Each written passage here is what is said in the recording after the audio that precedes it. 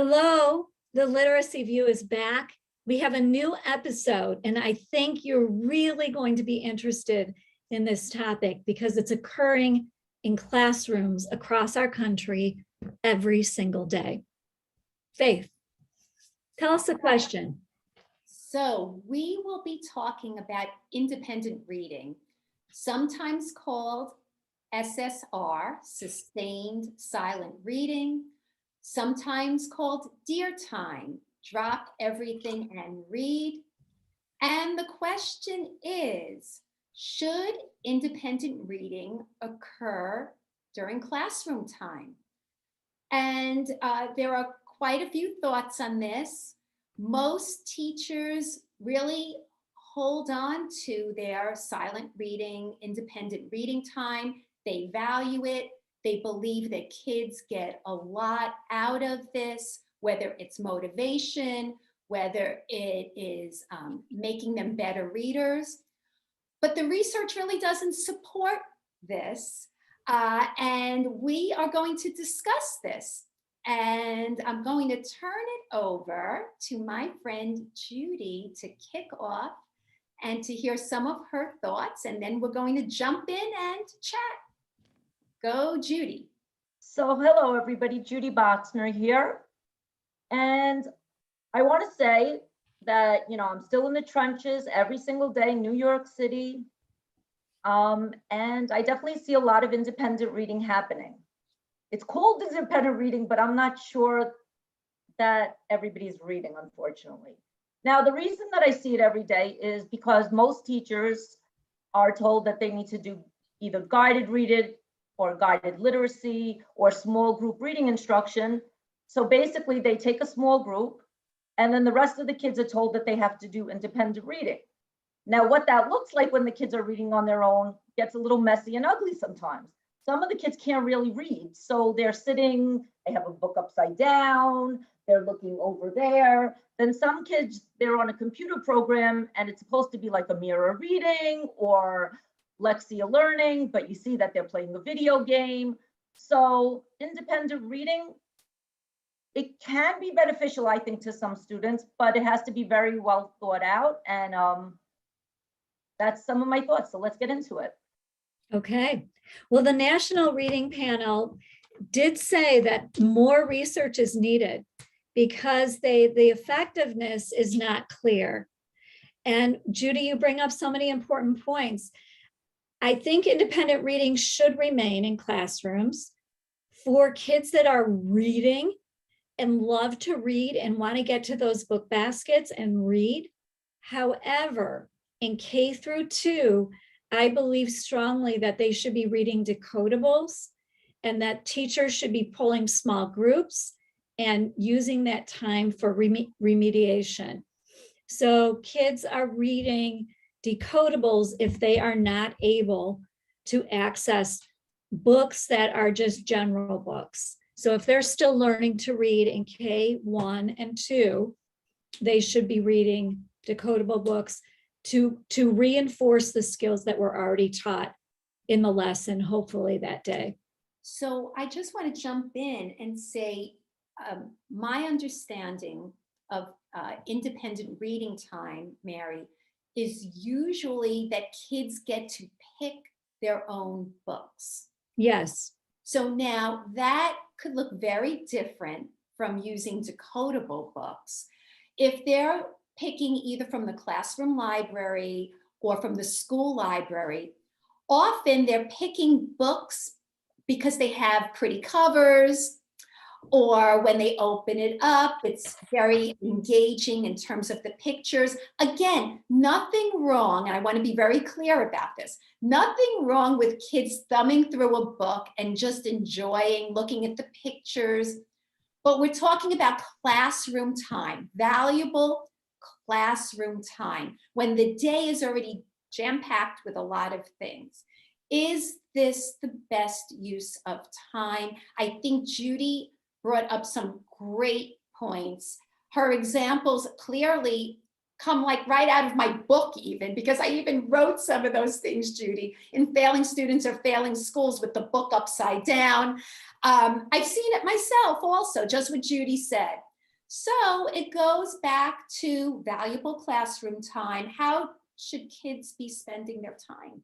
Well, you know what, I really feel strongly, teachers, I think, would be up in arms if independent reading time was removed from their school day.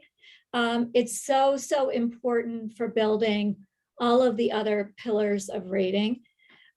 However, this is what I would say, if a student is learning to read, they have to be in a decodable. Their choice is a decodable. So they get a set of decodables based on the skill that they're learning, and they may use those books during independent reading time. But I would also be pulling small groups of students to work with them, because you're right, that classroom time is so valuable. I have witnessed it in my own classroom where I was a teacher for 32 years. Kids rolling around on the carpet and fooling around. So it has to be structured, but we have so many kids who are leaving second and third grade who cannot read. There is a huge problem. So what I find, I love the whole idea of putting real literature and all these great books into classrooms. Where we've missed the mark is putting decodables into the classroom. Super important. So what are decodables? I guess parents and people who are listening that might not know what those are, we can explain. So yeah, so we actually did an episode talking about books. So just to reiterate, a decodable really is a sounding out book that's based on the phonics skills that are taught. So the book should mirror the skills that are being taught in phonics, and then children are getting practice in order to map those letters and sounds and get really good at it to build fluency. So that is one idea of using independent reading time, probably in a more productive way for those kids who need that practice. Again, it goes back to also spending our time. What research also shows us is that kids read more when they become better readers, okay? So teacher-directed work, building their reading capacity, actually will motivate them to want to read outside of the school day, where keeping independent reading in the class often might seem as if it's fluency building, but you can only get fluent if you already have a good amount of code to work with. So you really have to be careful. And I think that's what Mary was saying in terms of using time wisely. Judy, any Yeah, thoughts? so I have a lot of thoughts on this as well. Good, let's hear. So I think, small group instruction is very important, although there's problems with that as well, because like if you have kids that are really struggling and you only see them in a small group once a week, they're probably not going to make enough progress either. So there's so many problems with that as well. The other thing that I think would be really, really helpful is if you're doing small group reading, give that book to the child during independent reading on another day so that they could practice on something that they've seen before that's familiar, so they could have that practice, maybe to read it with a buddy. Like, what does independent reading have to look like? Does it have to look like everybody being silent? No, there could be kids sitting and reading the big book that the teacher read in the class. It could be different. It doesn't have to be the same. Also, if you're doing foundations, they very often have a connected passage. We've seen this passage. Now read the passage yourself. Maybe find some glued sounds in it, slide through the words in it. I don't think independent reading is a bad thing. I don't know if I'm on the same page that all the books that the children are reading in the class should be decodable. Oh, no, not all. Only for, I need to be clear, only for the people, the kids, the students that are learning to read. Because independent reading, to be truly independent, they have to be able to decode 95% of the words in the text. But just because 95. But Mary, just because you gave them a book that's decodable doesn't mean that they're going to sit there alone and be successful, right? Right, that's true. But you know what? At least they would be able, they have some hopefully schema and skill set that they can start to apply. But when they're reading, and I do believe in literature, my own granddaughter has a book room filled with books. So yes, we want kids to have books, but if we're giving them any old books or telling them to go to level I or level B or level A or C, those books are not decodable. So it hinders their progress only for the kids that are learning to read. All right, so when I was a classroom teacher, and it's been a couple of years because now I'm a literacy coach, but when I was a classroom teacher, I'll be honest, when we were doing a unit about dinosaurs or fairy tales, we also had those baskets because kids wanted to see those type of books. And let me tell you, a lot of the kids were reading them. Not everybody in the class was choosing them, but you know, it's fun to have books to excite the kids about what you're learning in class as well. I do think connected text is really important for the transference of skills. But for instance, I was sitting with a kid today and we were working on a decodable known as geodes, and those are only 80% decodable. And it was a book that the main concept was supposed to be CBC words. Do you know how hard that book was? So just because it's a decodable doesn't mean it's going to be a successful experience. There was, you know, 80% is 80%. A lot of the other words had suffixes in there and they had words with digraphs, but this child was still having trouble with CBC words. So was it an amazing experience? And that was sitting with me. So now picture if I gave that child that book to read independently. I don't think he'd be having a grand old time. But you know what, Judy? So suffix S and suffix ES, those come really early in reading. So it would be okay to have those words with suffixes. But it was a included. book for CBC that was focusing on kids that needed to learn just how to decode a CBC word. But they should also be learning they should also be learning those word elements like box is a CVC word. So box says. But that comes later in foundations. It doesn't Okay, come so that I'm going early. to jump in. I'm going to jump in right now. Let's do it.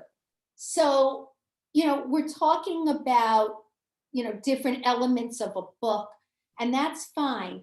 But ultimately, the teacher who is in a school where DEAR time is required, or, you know, SSR is required, that teacher doesn't have a choice, you know, often that is required, you know, chunk of time.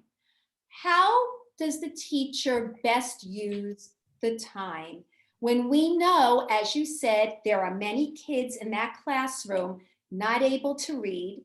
We have Mary who suggested, well, we should have decodable books available for practice. And my feeling is, yes, that should be available. That's a good thought. But I don't think a half hour to 45 minutes, and that's what some schools require, like a half hour of silent reading is a really long time for many kids, where the classroom could be working on something with the teacher. Those kids could be in something where the teacher is really doing some deeper work with them. And then you also have those kids perhaps who just can't even keep up. They just can't handle something like that. And then they're asked to then write about what they read. So there could be another 15 minutes of writing about what they supposedly read. And that's like 45 minutes in a very, you know, packed in day to have to do this. Faith, can I jump in? Do? Faith, let me jump in. So small group instruction, do you feel that it's an important part of the classroom? I think most of the time, teacher-directed work is more valuable, to be honest. Okay. I really do. Well, And the research supports that also. It's not just my opinion. That, you know, I'm not saying that small group work, sometimes pulling a group for extra help isn't important, but we know a lot of those kids during group time, as you know, are not really on task. There's a lot of wasted time in the school day when kids. When you say they're not on, Faith, when you say they're not on task, are you referring to the kids that are doing the independent practice or in the small group? Well, small group with the teacher, well, then they're with the teacher. But I'm Oh, okay. talking about either at centers or reading by themselves. Often those kids are not on task. And So, so I do think Yeah. most of the day should be teacher-directed instruction. Well, and the other part is if teachers are only meeting with small reading groups once a week, alarm bells, triple alarm, yep, then you're complaining about only being able to meet with them once a week, then you start pulling them. I was in a balanced literacy classroom for 7 years, and kids were given Post-its. They had stacks of Post-its. And all they did with the Post-its, according to our workshop, Lucy Calkins' workshop, was write on the Post-its, but they drew pictures, they scribbled, they Smiley stuck the faces, Post-its right. all over the book. It Yeah. was a complete waste. Plus, there was no accounting to parents because you couldn't send home all these crummy little Post-it notes.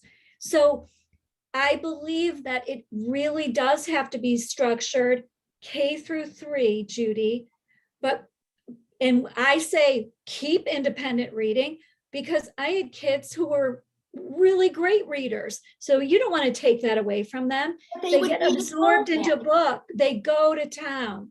But as far as all the other kids, this is the time we can catch them. Can I just say one thing? If they Yeah. are really great readers, those kids are the ones choosing to read. And they would be choosing to read outside of the classroom. So I'm just saying that the independent reading time doesn't necessarily make them better readers, and it doesn't necessarily encourage kids to read at home. As we know, independent reading time has been going on for years, and we still have a literacy crisis. So it's not like this practice has proven to be successful as is. Maybe it needs tweaking if it's still in the classroom, but I think more time should be spent on teacher-directed instruction. I still think that small group instruction is extremely important. And maybe that means bringing in a reading specialist that runs around the building to work with groups or more support staff to help the teacher, because the teachers are very overwhelmed when they have 28 kids in the class and there is a literacy crisis. Especially the pandemic is really showing us how much our children are really struggling even more now. So I fully think that small group reading is very important. I think our readers have very different needs. And, one student might be having trouble with phrasing and fluency, and they need a little bit more attention with that. Some students need to learn how to slide at point of difficulty and make sure they're connecting what they learned in phonics. I'm with you. They Need to be pulled for that extra help, but we're really talking about leaving kids on their own Right. for extended periods of time in a day that's already pretty packed in. I think that's the issue. And you know what? We need to be teaching what we know works, what the science shows us works. And when I just left the classroom, but I'm still teaching many students across the US. But when kids would leave with their book bags to go to intervention groups, tier 2 and tier 3 with their book baggies, no way. That is so wrong, guys. Why? I'm with you. Tell me a little bit more about why, Mary. Because they need specific, explicit intervention in how to read. Right. You don't give them a book in a bag that's a leveled reader that has no pad. There's no sense to it. And then they're all reading different books in their intervention group, and there's absolutely or very little instruction. So they need to be taught. Guess what? They need to be taught schwa. How many teachers are teaching schwa? Are they teaching the syllable type? Seriously. And I was a teacher. I know my best friends are teachers. But independent reading in tier 2 and 3, no way. And I have to tell you, if they're going out for intervention and the interventionist will not see them as a group working on a skill, That's a Right. problem. Right. That is a big problem, because that teacher being, a little bit here, a little bit there, by the time they walk to the classroom and walk back, the time is over. They haven't done anything, valuable. It's ridiculous. Can I bring up another disaster that I see happening sometimes? Go ahead. What about, oh, for 10 minutes you're going to read and then you're going to do a center. And sometimes I'll see kids doing a center during independent reading time where they're clipping alphabet letters to a little thing.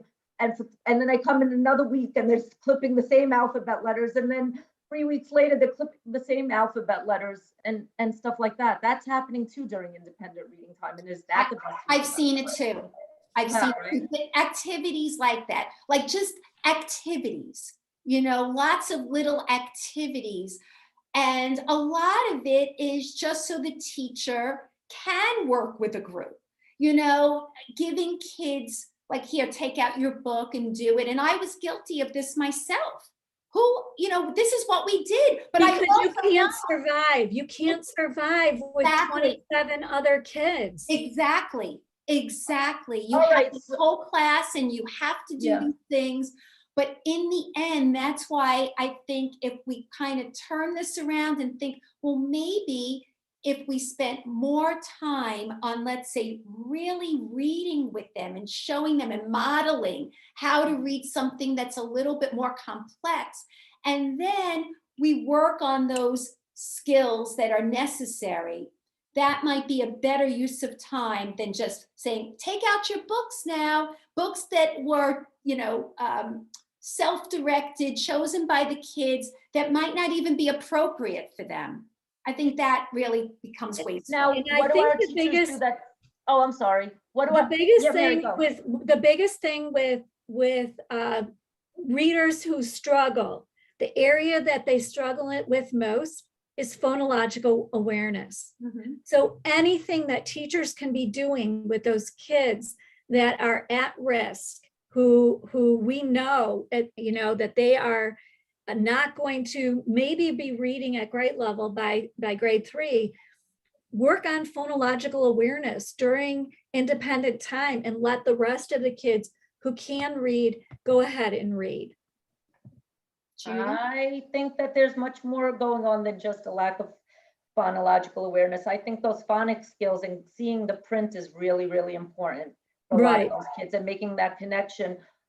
So I think we've spoken a lot about what's not working, and a lot of teachers don't have those decodables in their classroom, and their principals might still be saying you're doing guided reading and so forth. So how can we come up with some solutions that are really practical and will help our teachers feel like they're being more efficient with their use of time? What are some solutions? There are some really great decodables that I have posted and I'll repost, but that are available for free.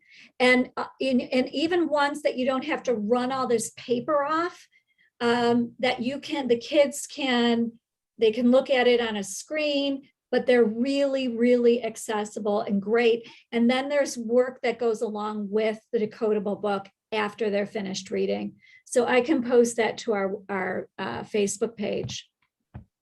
I think if teachers are in school buildings where SSR or DEAR time is, they're required to have this time, then I think we have to think about the kids who are taking out books and just perhaps hiding behind the book, not really reading. I wrote a blog about this a while ago, and it's called Don't Even Attempt to Read.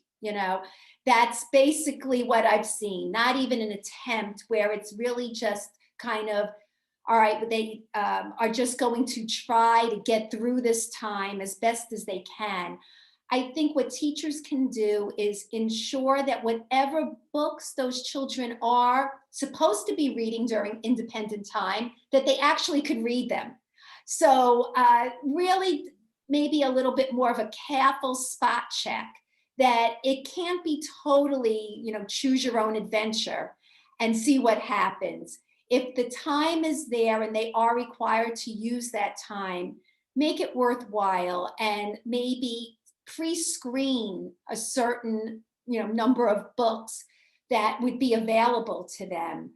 And then for those kids who can read, who are reading fluently, we don't want to forget about those kids and just Amen. assume that they're okay. We still want to listen to them read and make sure that they're getting something more as well. I think sometimes we take for granted that, all right, those are the kids who can do it. Let them, do their thing. But we really have to think about those kids at the top tier as well. 1,001%. Okay. Anything else? Any final thoughts? My last final thought is, please, teachers, you can look into decodables. Maybe your PTO or PTA would be willing to buy a classroom set or get the ones that are free available online. But if you have struggling readers in K1-2, they should be reading decodables so that they can break the code and learn to read. And my final thought, if you're doing small group reading and the kids had some success with that book, let that be their independent reading as well. And also connected text is very important. Connect it to what's happening in the classroom. Connect the learning so that the transference happens. I think both of you had some good ideas. My last thought would be, if you have any say, you might want to mention to your principal to consider having something like great books available. Great books are books that are classic stories where the teacher brings together the whole class and really digs in together. And there's accountability where they come up with questions and talk about a book. And I think that's probably a better use of time, and kind of make the independent time a little shorter. I think it takes too much time out of the school day. That's my thought. And provide, hopefully, books that they could take home with them, making sure they're choosing wisely from the school library, so that perhaps maybe if teaching reading is taught the way it should, they'll be able to read those books and really get something out of them. Well, thank you all to our listeners and our viewers. If you like what you're hearing and seeing, please subscribe to our YouTube channel, The Literacy View, and you can also find us wherever you get your favorite podcast. So with that, we bid adieu. Good night. Good night.